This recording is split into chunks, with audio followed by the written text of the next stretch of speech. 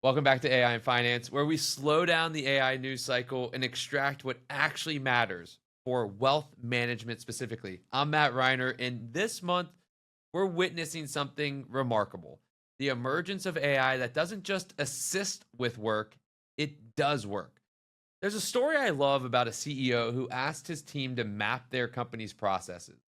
When they finished, he looked at the tangled mess of workflows, sat down, put his head on the table, and said, "This is even more messed up than I imagined."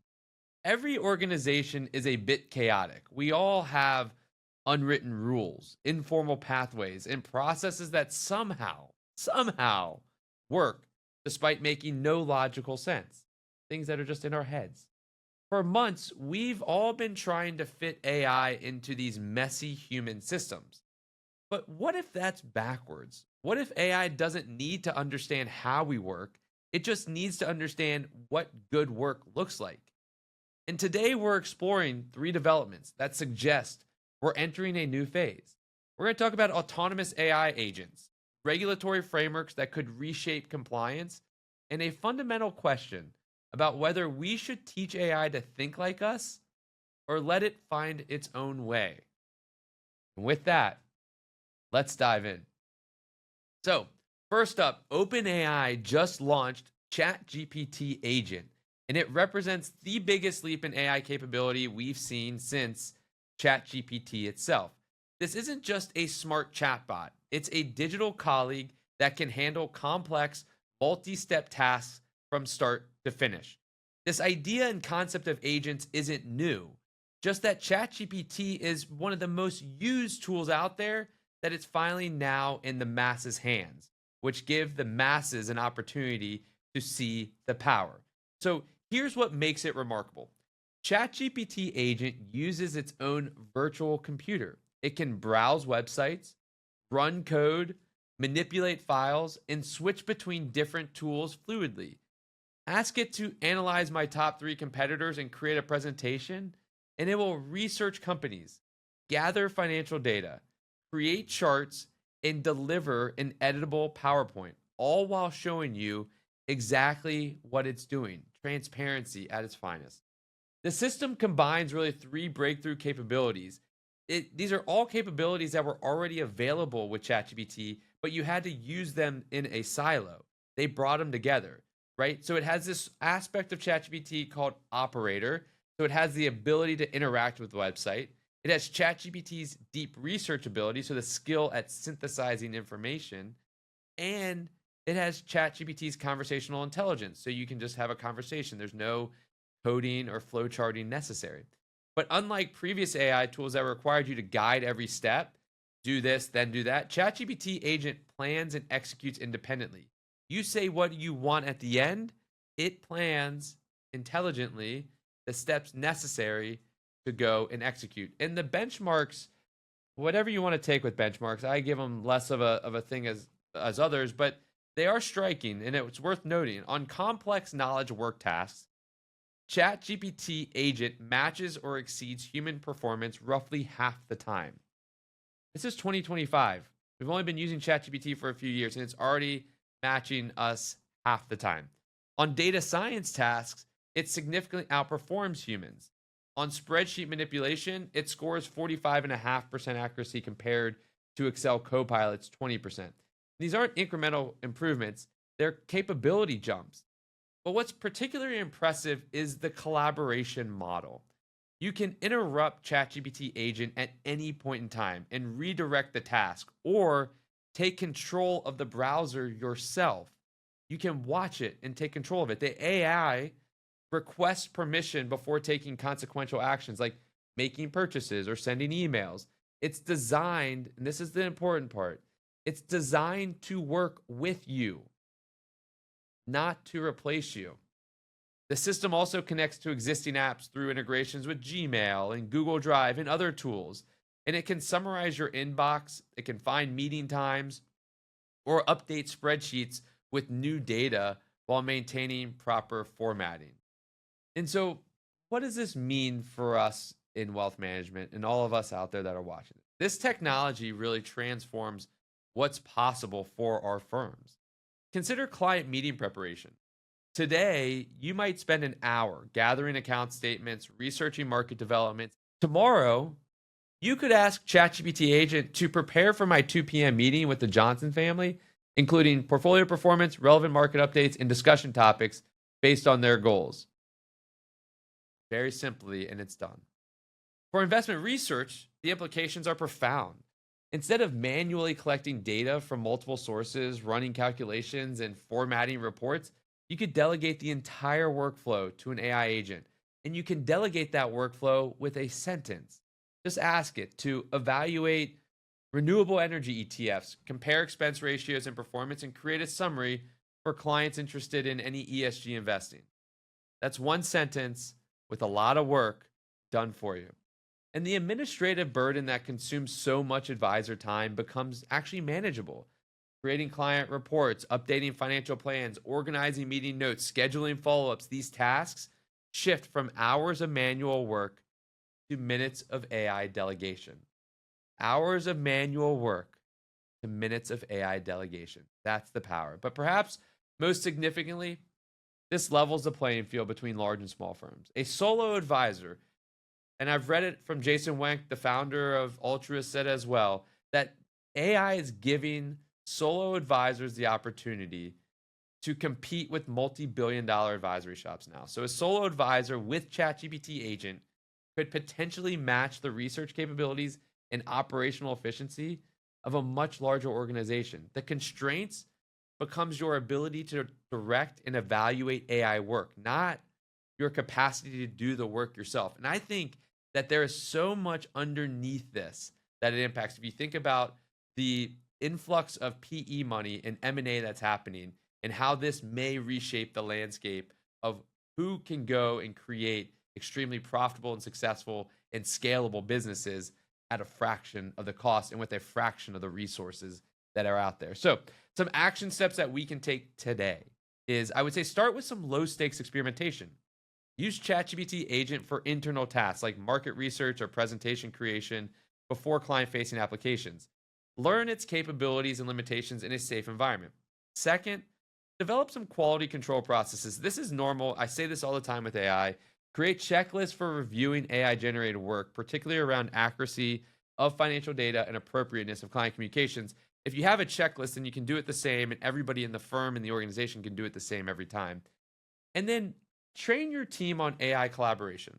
The most successful firms will be those where humans and AI work together effectively. Invest in training your staff to direct, evaluate, and refine AI output.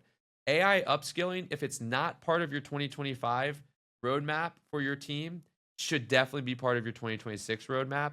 And you should be trying to get anywhere between 50 to 80 hours of upskilling to your team within AI going forward into the new year. Let's shift gears here for a second and move to some stuff happening in Washington. Understanding the AI regulatory landscape happening in Washington and locally and the impact it has on our business is as important, if not more, to understanding AI. And the beauty of it is that we have more resources than ever before to stay informed. And we are still in the early stages of AI. So we as an industry have an opportunity to allow our voices to be heard, to allow for practicality of AI to be implemented and incorporated into regulation of AI, and allowing us as an industry, independent wealth managers, to be part of the regulation process is huge because we are now part of it. We have a say in it potentially, not just being forced to live by it. The Trump administration released its AI action plan, and it's less about restriction and more about acceleration. The plan calls for regulatory sandboxes where financial firms can test AI tools with temporary relief from certain compliance requirements. The SEC is expected to create pilot environments where wealth managers can trial AI workflows like automated portfolio rebalancing or client communication systems in a compliant framework without the burdens of compliant uncertainty. The plan also directs agencies to revise the NIST or the NIST AI risk management framework, stripping out politically charged content and focusing on technical controls. This framework is already what many compliance teams use to justify their AI governance approaches. If you are going to be an AI leading or AI first wealth management firm, then I strongly suggest you go research the NIST framework and start to learn about how to incorporate some of that framework into your day to day. Don't try to do it all, just try to do some of it. But perhaps more importantly, or most importantly, the AI action plan calls for building an AI evaluations ecosystem for regulated industries. Think Underwriters Laboratory for algorithms. Third party benchmarking results could become standard evidence in regulatory filings or examinations. And this levels the playing field, creates trust in what we're doing, and could expand the opportunity of AI over time. So, this regulatory approach signals really a fundamental shift from prove it safe to let's figure out how to make it safe together. The sandbox approach means that early adopters within wealth management can help shape the rules rather than having to retrofit their systems later. And that is huge in this world that we are today. So, for wealth management, this could dramatically reduce the compliance friction that slowed AI adoption if we can, as an industry, lean into it. So, instead of wondering whether our AI generated client communications meet regulatory standards, we could test them in a controlled environment with regulatory guidance. It's a different way to approach regulation. And if done appropriately, it could really accelerate AI adoption within our industry. The evaluation ecosystem is equally significant, in my opinion. Today, explaining AI systems to regulators requires lengthy technical explanations. And it creates this avoidance mentality for compliance teams to stay away from AI because we don't know how to explain it. What this AI action plan is telling us is that tomorrow, not literally tomorrow, but in the future, we might simply reference third-party benchmark scores that demonstrate bias testing, accuracy measures, and reliability metrics, which will make it easier for compliance teams to get over the hurdle to adopt AI tools. But there's also a strategic element here. The firms that participate early in these sandboxes and have an understanding of what red legislation is coming down the pike will ultimately influence how the final regulations are written. Late adopters will have to conform to rules shaped by their competitors, and I think that it is such a necessary time, not only to be excited about AI, but to be really strategic on AI to help industry regulators understand the practical use cases and what it means to families and clients that we serve and teams that we are. And that means that now is the time, not after the regulation comes out. So, some action steps that I would provide. First, prepare for sandbox participation. The rules are that everything around it is not yet determined, but start identifying some opportunities where use cases of AI would benefit and that would benefit from regulatory clarity. So, meaning if there are some use cases that you have that you like, well, maybe we do it, but there's some this regulation issues, put that down as a use case that then could potentially be used in the sandbox.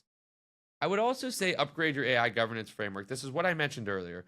Map your current AI controls and what you're doing, how you're understanding AI, and try to align it to the NIST framework and prepare for the updated versions because that will become your baseline for regulatory discussions. And it gives you a framework which is clarity and comfort, which allows compliance teams and team members to feel more comfortable using AI. And finally, something that you may not have known about is leverage training tax benefits.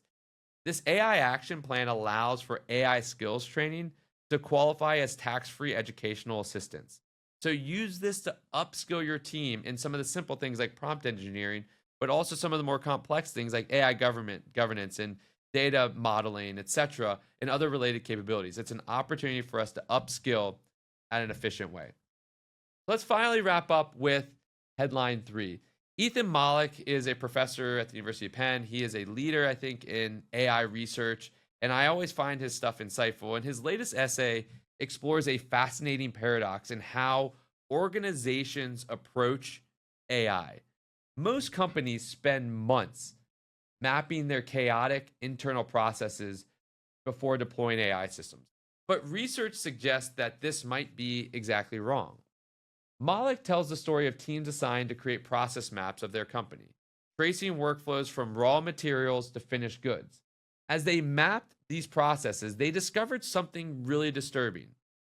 Entire workflows that produced outputs nobody used. weird informal pathways to getting things done, and endless duplication of efforts. When one manager walked his CEO through the completed map, that's when the CEO in my story from earlier, he sat down, put his head on the table, and said, "This is more messed up than I ever imagined." Every organization is what academics call a garbage can, a chaotic collection of problems, solutions, and decision makers that somehow work despite making no logical sense. But here's where it gets interesting. The traditional approach to AI requires understanding these messy processes first. Heck, I'll raise my hand. We're one of the first ones to do this, and we're now changing it since I've understood more about it. Because computer scientist Richard Sutton introduced something called the bitter lesson, and this came from AI research. Time and again, encoding human expertise into AI systems proves less effective than just training AI on outcomes and letting it develop its own methods. In chess, for instance, programmers spent decades encoding human wisdom. Control the center, develop pieces early, protect your king.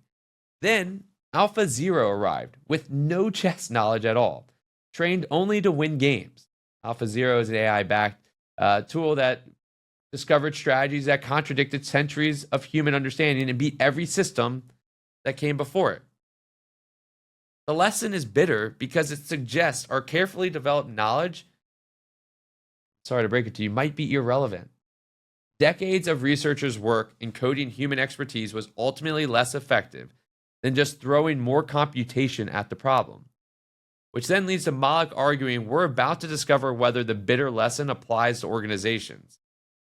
Think of this. What if AI agents can train on outputs alone, navigating organizational chaos more efficiently than the semi-official routes humans evolved? And so what does this mean for us in wealth management, especially in a world of AI? Well, it reframes everything about AI implementation in our firms. Instead of trying to document every step of your current client onboarding process, you might train AI on examples of successful client relationships and let it figure out its own approach to building those relationships. Consider investment research. Today, you might try to automate your analyst workflow, screen for opportunities, pull financial data, apply valuation models, format reports. Tomorrow, you might train AI on your best investment decision and let it develop its own research methodology that might be more effective than your current process. The implications are both profound and also a little bit disturbing. I say disturbing because it makes us rethink the world we live in.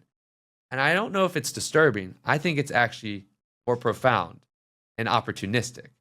Because your competitive advantage might not come from having better processes, but from having better examples of quality outcomes.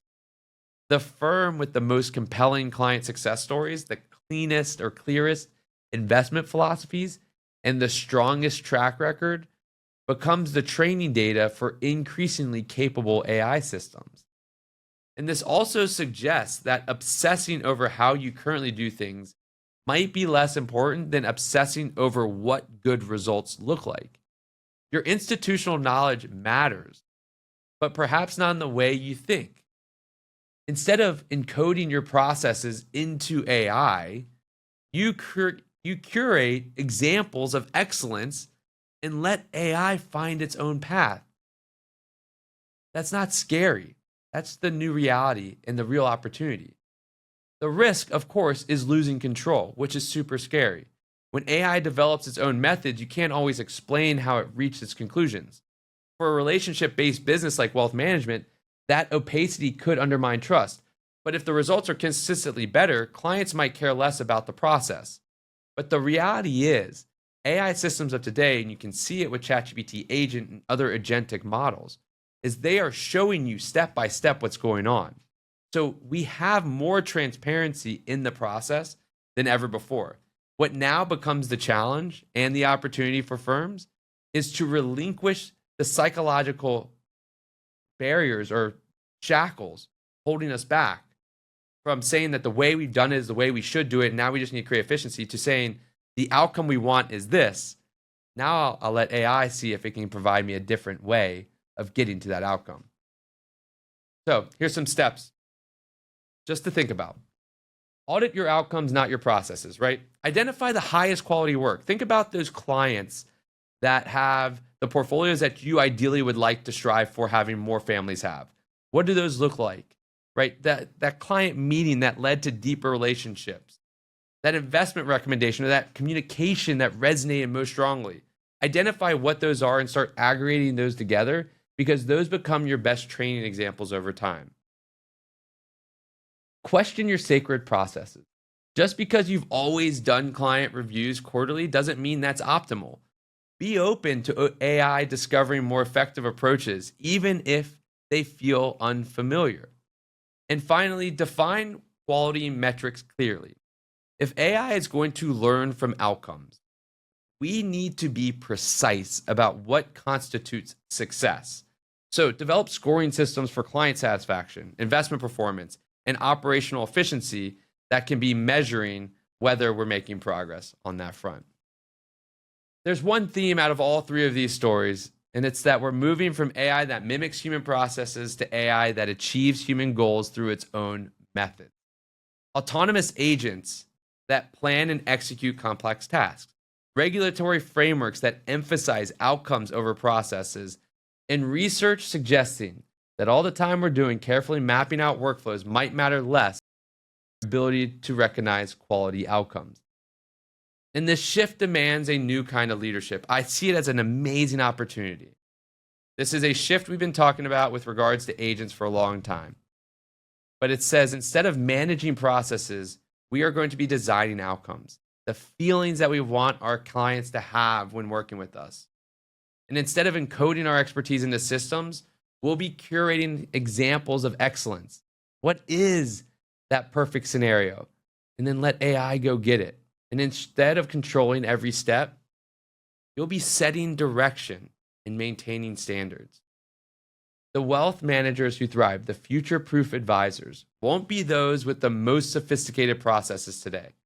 They will be those who can clearly articulate what exceptional client service looks like. Then they're going to let AI figure out how to get there and deliver it. Until next time, I'm Matt Reiner, and this has been an AI in Finance, where I'm trying to help the wealth management industry navigate the transition from what we talked about today, process management, to outcome design in an AI-driven world that's accelerating faster than we've ever seen. Thanks for listening, and I'll see you back here soon with more insights from the evolving intersection of artificial intelligence and wealth management.